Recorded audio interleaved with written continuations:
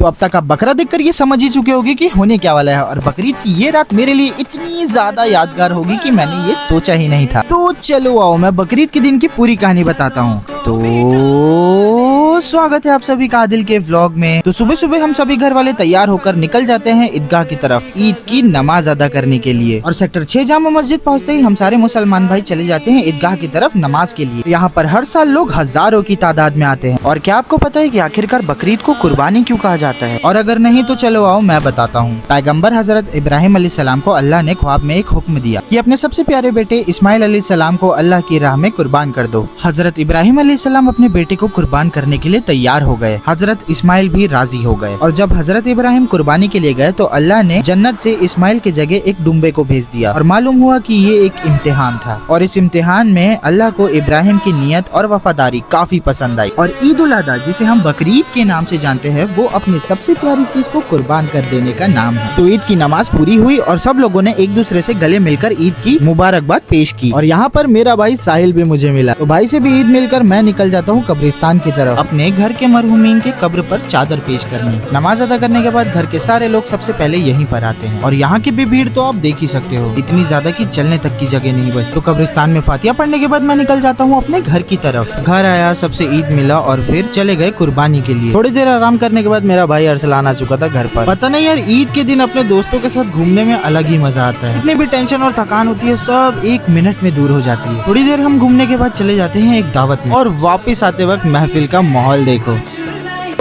अर्ज है कि इरशाद एक जख्म चाहिए मुझको मेरे मिजाज का, यानी हरा भी और गहरा भी चाहिए। क्या बात है। एक जख्म मुझको चाहिए मेरे मिजाज का, यानी कि हरा भी चाहिए और गहरा भी चाहिए।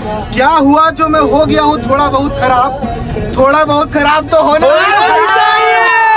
बेहतरीन भाई। कभी जो जिसकी मोहब्बत होती है वो बोलती है कि तुम्हारी सोच बहुत घटिया है। क्या बात। तो उसके लिए ये था, वो फिर भी समझ न सका मेरे लफ्जों की गहराई। क्या बात। मैंने हर वो लफ्ज कह दिया जिसका मतलब मोहब्बत था।